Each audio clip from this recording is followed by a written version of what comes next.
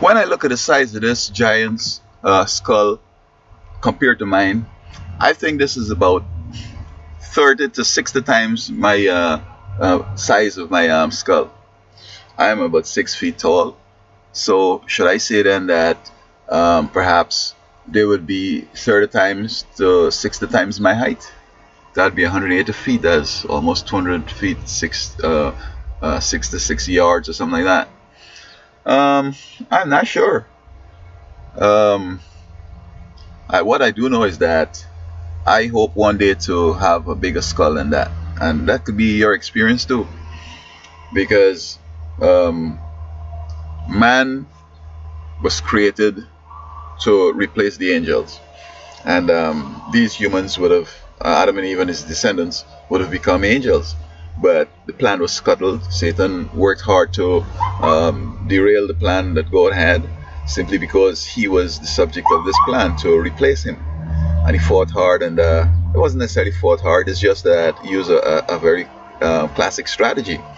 He discovered that in the other worlds, he was having difficulties whenever he confronted one of the parents. Whenever they're together, it's hard to persuade them. He could persuade the man about certain things, he could persuade the woman about certain things. Now, in this scenario here, Eve had not a job. Adam had the job. He used to go out and farm and so on, and she was supposed to help him, I guess, in taking care of domestic matters. However, to make a long story short, is that the plan was scuttled, and so God went and created another world, and those people did pass the test because they stayed together. The first parents stayed together. They never separated, so that he hadn't a chance to tie up anyone with his sophistry. But what God has promised is that He's going to come again and take us to heaven. He says that this mortal shall put on immortality, so that what Adam lost and the human race as a result will be gained when Christ comes again. He's going to change this mortal into mortality, according to Thessalonians. And so we're going to keep growing. We keep growing all through the ages of eternity. And if we're going to continue growing, it's clear that someday we're going to become like giants, as it were.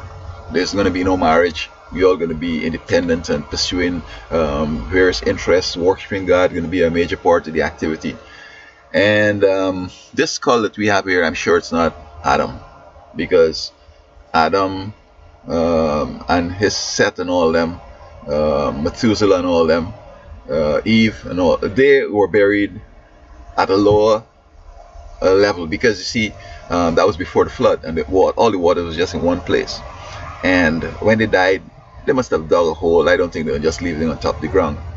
I don't know how deep the grave would have been. But you can imagine that, digging a grave to bury one of these giants. Well, of course, they're all giants, and then so it would be easy for a giant to do that. He'd be able to lift up maybe 500 pounds of dirt in some equipment and throw it away, or his hand, he could grab maybe 100 pounds and so on of dirt. You know what I mean? His fingers might have been big as a car. And when you put it all together, it's bigger than what these mechanical buckets could lift. You never know, and so on. And so they were buried lower. And when the flood came, it came so high that all that is covered, as it were.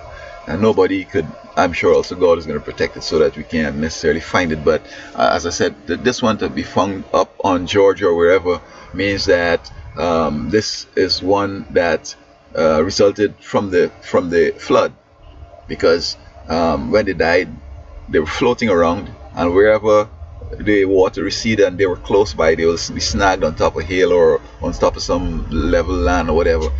And the scripture says that, or I read where God was so displeased and so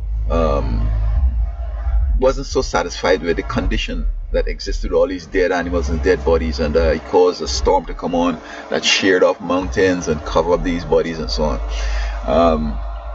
And so I'm saying that the key here is to accept Jesus and let him take over our lives, and let him do the things through us what he wants done.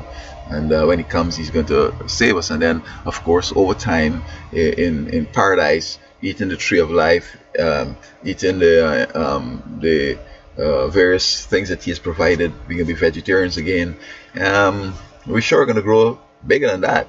So I'm looking forward to that. I hope that you are too. And what was also critical was that in those days books weren't written. You could see why, because with that brain, you could remember verbatim, and you could remember so many things.